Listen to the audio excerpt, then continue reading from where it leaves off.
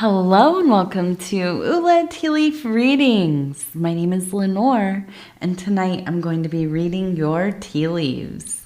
This is a horoscope for Virgo. If Virgo is your solar, lunar, ascendant / rising sign, then this is a message for you. All right, let's get started. And so, Virgo, this is a bonus reading, and our card tonight is the Four of Cups. Okay, and let's go ahead and take a look and see what do these tea leaves have to say tonight. And so if you have not subscribed yet, please think about doing that. You can hit that little bell. It'll let you know when the next readings are coming out. It is free to subscribe. All right. And also, if you'd like to hit the like button, of course, I wouldn't be mad about that. And if you want to leave a comment, please do. I read them all. Definitely, if you are new, shout it out in the comments. Okay. So, it looks like we have a big old dog right here. Look, you can see the ears, the mouth wide open. You can see the little eye there. Now, this looks like what I imagine, like a guard dog just going off, right? Protecting the domain. And so, Virgo, definitely your guard is up because I know that you sense something is not right. Something is weird. Something feels strange. Somebody has just bad vibes, right? And I'm laughing because, yeah, I'm a Virgo as well. And I know there's so many random times when, I'm talking to my husband. Shout out to Dove and Serpent Tarot. That's my husband over there, Paul. And I'm like, that person has really bad vibes. And not often, right? But sometimes it just, it just permeates, right? And so, yeah, most definitely. I feel that energy kind of coming up for you. Now, I want to keep turning this so maybe we can get some clarity about it. Okay. So we have the eye right here. We have a person riding a horse. And then up here we have a person who, you can see the head here. You can see the body. It looks like they have an eye right here as well. Their hand is reaching up into this rim, which is reserved for like the metaphysical, right? Spirit, the divine, messages coming through. And yeah, this is where we put our prayers, our appeals, our devotionals as well. And so I'm looking at this and I feel like, well, of course, there's a sense of somebody really having their eyes on you. It almost feels kind of obsessive. It feeds into this first part with the weird energy. I feel like there's somebody around who maybe pays a little bit too much attention. They feel a little bit too comfortable, a little too familiar, right? And your alarm bells, your spidey senses, everything going off. And you're like, okay, I don't want this person around. I don't like this person. I'm not feeling it. I want to just shut them out. Now, I kind of have the feeling though that it's the people around you who are like, oh no, they're cool. Or, maybe it's somebody that you work with, or I don't know, you do business with them, or it's somebody that you've hired to do something, or, whatever. And I feel like you're take on this, your feelings about this are not being listened to by the people around you. And I almost wonder if they're kind of like, yeah, you're probably just like, I don't know, picking up on something else, or, you know, low key, maybe you're kind of jealous or, you know, paranoid or, you know, whatever. But listen to me, Virgo. We're always right about people. I don't care if it takes the rest of the conversation for everybody to realize, okay, Virgo's right. Or if it takes 10, 15, 20 years, the truth will come to light. Absolutely. And you will be vindicated because you are correct. This person has weird energy, not fun weird, creepy weird, right? And we have the eye, right? We have another eye, and it just feels like, okay, they are like analyzing your life. They are doing the science. They're, you know, what was that movie called? Like Single White Female, right? You go look up the synopsis. But yeah, so just not a good look, right? And so, yeah, I feel you really putting up your guard. And also, listen, taking note. Like, if you're going to be in my life and you're a naysayer, you're saying, oh, you know, I think that you got it wrong about this person. Okay, I hear you. But like, if I continue to feel this way, you know, why don't you humor a little bit, you know, what I'm saying? Because, right, Virgos are just really good at feeling the vibes, right? Going in, you can walk into a room and immediately know if something is weird, if it feels like something's about to like pop off, if people are acting strange, if, you know, and on the other side of it, if it's like lovely vibes, right? You're just absolutely like, you know, this feels nice, it feels cozy, it feels moving, transcendent, whatever. You pick up on those vibes as well. Okay, so it's not always negative, but usually we are moved to speak on it when it is something that feels dangerous, right? If you see that somebody who's coming around is, you know, it seems to you that they have sketchy energy and maybe not the best intentions, maybe they are not in control of themselves, or, you know, they have some kind of goofiness to their behavior, yeah, you want to tell the people around you. So I think that this is kind of a frustrating situation, but you know, that's how it goes with us Virgos, and it's probably been happening your whole life, you know, people just kind of discounting how you sense the energy, how you feel what is really playing out here. And so it's not surprising to you, but it also won't be surprising when this person is revealed to be kind of, you know, I don't know what, a strange individual, right? And so, yeah, I think the big thing here is also making sure that you are protecting yourself, that you are asking for that kind of divine intervention.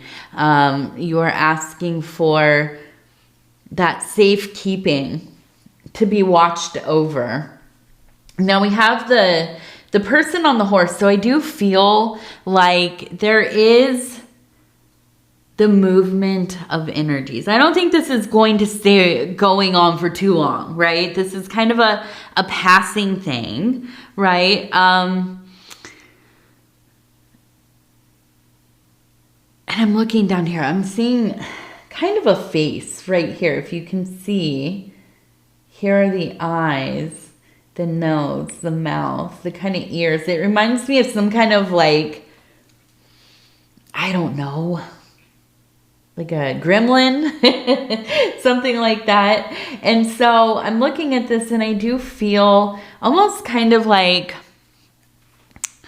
like you have a protector where you live, and it's like kind of like a spirit guide, but not exactly that. It's almost like a household security being, right? Like a some kind of intelligence that's watching over you. And I feel like that is something, you know, you can think of like the fae, the little gnomes or the fairies or the sprites or, you know, any of these things. But this is kind of more like, well, yeah, a household god, right? An elemental of the home. And however that manifests for you, I feel like you're being watched over. Okay, so make sure you're giving offering to this energy. For me, among other things, it kind of is represented by the frog, the toad, most definitely by, we have, wow. We have a lot of statues around the house, but yeah, the birds, lots of birds, messengers, watchers, owls, you know, spiders are my personal totem, one of them anyways, and also a keeper of the safety of the home, but and also kind of what I call a dream filter. Okay, this is not exactly like a dream catcher. It is similar, I guess. It's kind of similar. There's also something that I used to have a roommate who gave me something called a dream shield, right? Which can attract certain dreams and also keep you shielded from them. But I make I call dream filters, which doesn't mean that it completely takes the dreams away, right? It doesn't block you from the dreams. But I do feel that it is an extra layer of protection. And so, anyways, I feel like whatever it is for you, whatever your kind of home protector energy, if you don't know what it is, it could be anything. It could be a flower. It could be another one that is prominent in our house, eggs of different colors. It could be a symbol like an egg or, you know, a goddess, a god, something like, you know, the green man or it does, you know, a certain animal or whatever it is, right? And if you don't know, I challenge you to go and maybe try some active imagination, right? What is that, Lenore? Yes. So it is. It's like daydreaming, right? And with intention. So go into yourself, close your eyes, right? Find a good seat, somewhere where you're not going to get bothered, somewhere that's comfortable. Sit down, right? Close your eyes and go for a stroll in your mind. Even if it's somewhere you've been or you haven't been, it doesn't matter. You can imagine maybe the backyard you used to play in when you were a kid, or your favorite park, you know, that you like to go to now, or maybe you've been going there your whole life or whatever. And you close your eyes and you start thinking about walking, going on the path, going to the corners of your backyard, going behind the trees. That felt very mysterious when you were a kid, right? When you're little, everything seems so big, and you could have like a cluster of 4 trees in the back of a suburban backyard, right? And it feels like a forest. So imagine yourself going back there, going to you know, maybe a place that you like to play, or you would go to read or hide from your siblings or whatever it was. And, you know, walk towards it. Imagine, what are you seeing around you? What does it smell like? What does it feel like? And you start calling out, calling, you know, come and find me. Let me see you, you know, and you continue to do this, and maybe you go further back into the corner, and it feels like such a long walk, right? It's not really just the backyard, it's kind of a gateway. And as you get closer and closer yet, you might see something kind of there in the bushes, and you get close and you pull the big leaves to the side, and as you peer in, what is the animal that you see? What is that in there? You know, what can you identify it? Will it tell you its name? Have you always known it, or does it feel new? Like you've never seen this, you've never felt this before. And so this is maybe one of many ways that you could start to begin to be familiar with one of the protectors of your home. And so I see that maybe activating this union, this knowing of this intelligence, this elemental, this guardian,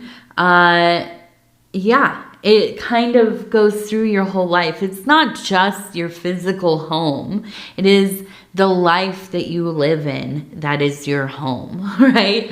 And so, I think employing this, getting to know it, and allowing it to watch over you, it will help you be protected from these kind of roving humans that we interact with here and there. And they're not unlike, kind of transient spirits.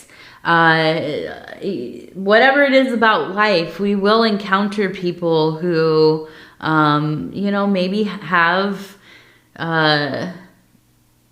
bad intentions, right? They're malevolent, or maybe they have, suffered in such a way that they lash out at others, or they become fixated on others. They want to take from, they want to, kind of energy vampire people. And maybe it isn't even conscious, but this is kind of their, whatever it is, what is that called? Pathology. And, you cannot stop the world from being how it is, but you can protect yourself. You can be aware. And even, we have to try to be a little empathetic, even if this person is wildly out of pocket, right? We have to realize that somebody that is either intentionally trying to disrupt somebody else's life, there's some kind of pain there. There's some kind of malformation of coping mechanisms. They've probably been through some things that, led to this kind of, this poor, I'm sorry, I'm laughing. I have had such a day. Everything is just so out of whack. I knock over the tripod. I drop the picture that I have on the tripod. It's just ridiculous. So anyways, yes. You just never know. So we try to have some empathy, at least within the realm of. Some people make it pretty hard. I think it's just something to watch out for. It is also, look at this. We have a big old beast. It looks like Swamp Thing.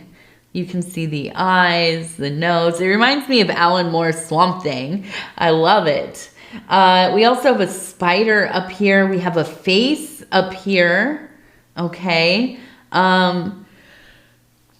So I'm going to go off of, because I am a huge Swamp Thing fan. If you don't know what Swamp Thing is, it's a comic book from back in the day, a graphic novel, if you will. And of course there were, I think, was there a show about Swamp Thing, or am I thinking of Black Lagoon? I can't remember. There might have been an old black and white show about the Swamp Thing, but basically it is about profound alienation, right? About loneliness, about, seeking out some meaning despite it all, right? Our differences in this world, our inability to kind of find a place among others, and so on. So I'm looking at this, and yeah, I do feel like at times, right, you might be prone to feeling kind of othered, or, you know, maybe kind of on the fringe, maybe kind of the black sheep of the family or your friends group or the place that you work. You feel very different from everybody else, and maybe people do treat you differently. But, you know, ultimately, and, you know, this is coming from one person who is very different from everybody I live around. I've always been very different, you know. I was always kind of that goth kid in school and so on. But, you know, definitely understand what it feels like to be kind of on the outside of things. Now, I love it personally because I'm not a super sociable person, but, you know, I know that some people, they kind of lament ending up in this position in life. And so, you know, but as a Virgo, I think that we're definitely no strangers to that hermit mode, even when we are among you know, groups of people or we have involved relationships. There's always this an element of, yeah, being quite alone, even when not alone, being lonely when you are not alone, right? So, you know, I think that if you can sometimes lean into it and find ways to kind of, I don't know, potentialize the time that you are kind of, yeah, out at sea in this vast abyss, you know, there's so many opportunities to really kind of partake in introspection and, you know, radical self-love and getting to know the many sides of you. And that's only the beginning. There's also so much room for creativity and following your passions and finding things that are so fulfilling, right? I think one thing that we quickly find out as Virgos is, you know, we love people, and especially the people who are our people, who we, you know, our family, who we decide, yes, I really want this to be my family. I want to continue a relationship even into my adulthood, and you have chosen them, your chosen family, of course, your friends. But, you know, especially I totally forgot where I was going with that. Oh my gosh. But yes, I do. I think, oh yes. We, you know, even with all of these people, we, I don't know, we just, exist in a place that is outside of that, close connection. I don't know how to explain it really, other than, you can be married in love with your twin flame and, you know, still very much on your own path, right? And you're not afraid of that. You enjoy having your own space, being independent, being in your own world, developing your own, you know, reality. And sharing that with other people, of course, but that is not always the most important thing, you know. And I think that that's a powerful statement. I think that's something that really kind of sets us aside from a lot of the other signs, is that we're very comfortable in being in that kind of close bond, but we are also very comfortable being on our own. right? Not something that we're afraid of. And hopefully that keeps us from staying in a situation for too long, right? Now we have the number 82. We have the number 80, or no, we have the number 8 up here. So 82, 8. We also have 10, and where was the 6? Oh yeah, 64 right here, 64. Okay. And I also want to look at, I'm so sorry I lost my train of thought, my goodness. Well, what happened today was 3 of my readings disappeared. I had already done a Virgo reading. And so I worked already. I did like 4 or 5 readings earlier. Had to go out and finish my day, come home, put the baby to sleep, and then I have to do like 3 more. Well, I have to do the 3 that are missing. So I apologize. I wasn't planning on having to work, but, or do reading. It's really, I shouldn't even call it work because I do enjoy it, but my brain's a little fried right now. I have been out in the sun. I went swimming because it's like 90 something degrees. And, yes, I don't know. It's something about that heat. It just zaps ya. So we have a person following another person up here. And I almost kind of feel like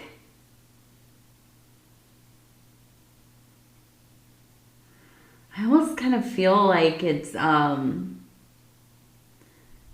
yeah, this feels really specific, but it almost kind of feels like maybe a parent, okay? And I feel like when you were a kid, when you were young, maybe you were a middle child or the first kid.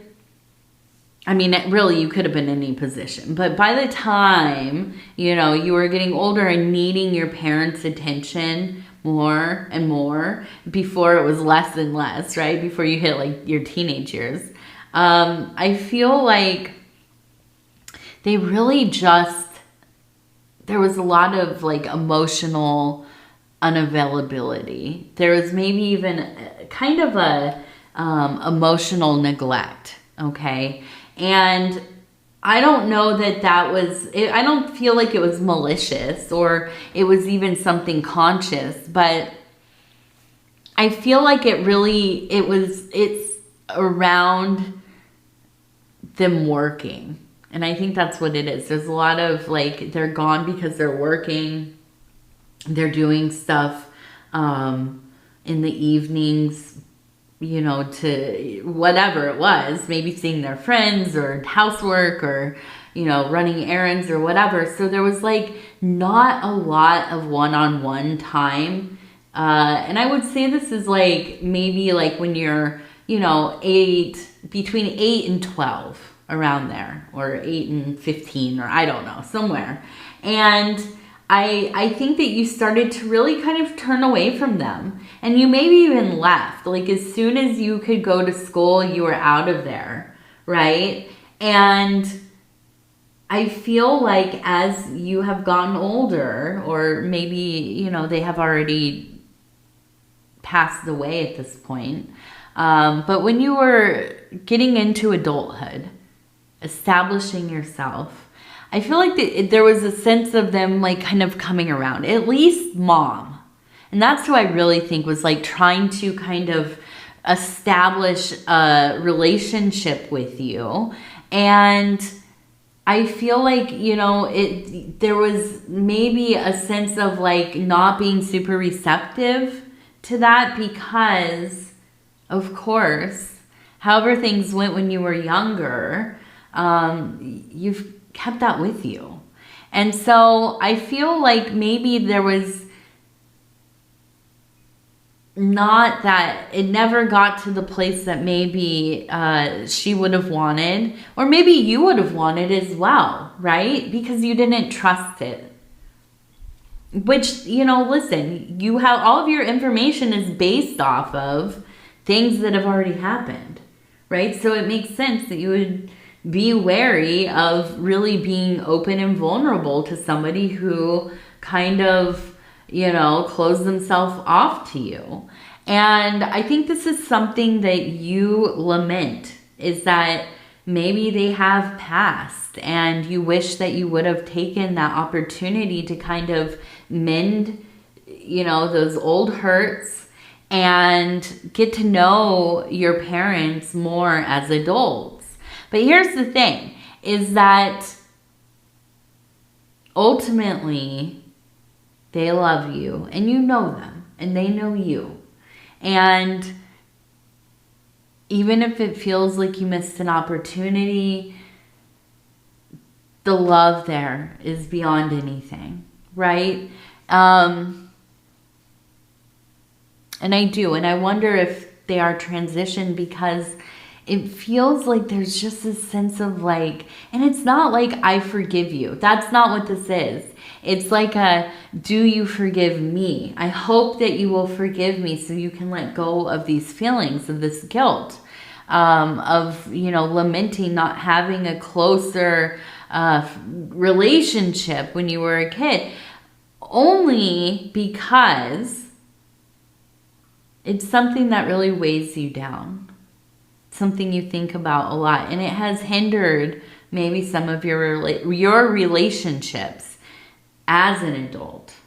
And so I feel like this is the work here, is letting yourself feel how you feel, because it's valid, of course, but also knowing that no matter how things transpired, there is a love there that it cannot be broken by anything, by any missteps or arguments or anything like that. The love is eternal, okay? And all is well, ultimately. And that's what it feels like to me, is that all is well, right? Don't worry. Everything's fine. Everything's okay. We love you. And that really is. It is a sweet and beautiful feeling. You know, if you can allow yourself to believe it. Now, we have a cardinal over here. So I know that this is your parents. Maybe it's just mom, maybe it's just dad, but it's a parent for sure. And this is the same. Letting you know that they love you. When we see cardinals, it definitely means somebody who has passed is here with you. They're watching over you.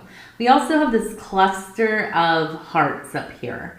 And so there's just kind of these emanations of love, love, love. I love you. I love you. I love you. And I feel like there's almost a sense of like, I wish I could have shown you this.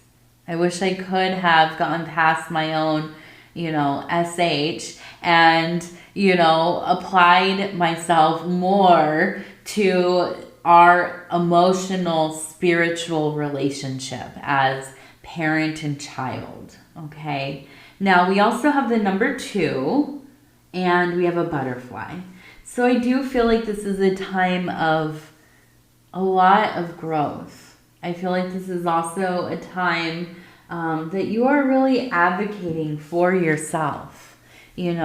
What is the alternative? We end up in the 4 of Cups, just kind of lamenting, being kind of stuck. If you can think about the Rider-Waite 4 of Cups, where dude just looks super grumpy, right? Just totally throwing a little fit.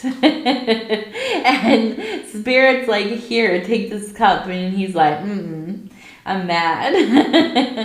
The face that's depicted on him makes me laugh, because it reminds me of my daughter when she's having a moment. So yeah, definitely. We don't want to get into that place where we're just swimming in resentment. We're just swimming in being sour.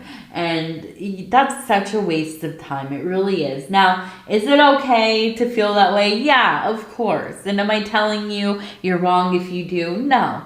Of course, I feel that way, you know, sometimes, just like anybody else. But what I am saying is we do have a choice. Okay, so let yourself feel a little bit of, you know, I don't know, a little bit of anger, a little bit of resentment. But then you have to let it go, at least to some degree. You have to begin the process. And I promise you it is worth it. Absolutely. Okay, let's see. Now we're going to do our self-care affirmation cards. And I'm just going to go ahead, flip through, stop where it feels right. Okay, it says, the divine artist. I am a vibrant creator. I express my unique vision on the palette of my life. My creative spirit flourishes when it is given freedom to influence my environment and choices. I am the artist of my life, co-creating with the divine. Co-creating with the divine. All right. I like it. I like it. I like it. All right, Virgo, I'm going to go ahead and tell you I love you because I do, and I thank you so much for spending this time with me. It is always such an honor to be able to bring these messages to you. And if you would be so kind as to like the video, it really does help the channel. And if you have not subscribed yet, please think about doing that. You can hit that little bell. It'll let you know when the next readings are coming out. It is free to subscribe. And if you'd like to leave a comment, please do. Absolutely. Would love to hear from you. And if you're new to the channel, definitely shout it out in the comments. All right, Virgo, I love you. Take care of yourself. We'll talk real soon. Good night, good night, good night.